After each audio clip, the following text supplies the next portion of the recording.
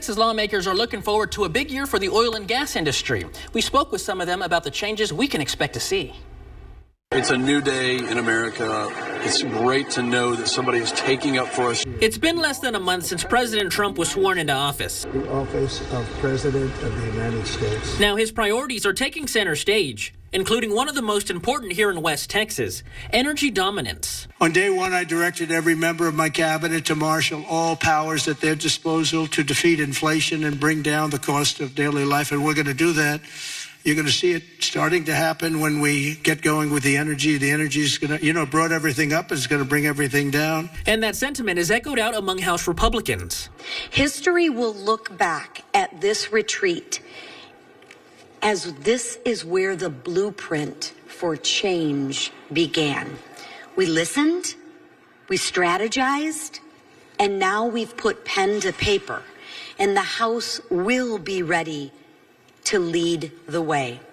I'm excited for the next 47 months. Here in West Texas, oil and gas is the biggest industry, and local leaders say change is coming. It may just take time. But those are multi-year projects. I mean, we could get more rigs out here in a month or so, but those projects take 2 to 4 years to get going. So even if they did start drilling in the Gulf or in Alaska, you're not going to see that oil come on the market for quite a while. Representative August Pfluger says there are a few things that should be handled first. Number one, we need to make sure that our economy is strong, and that underpins everything. Energy is a big piece of that.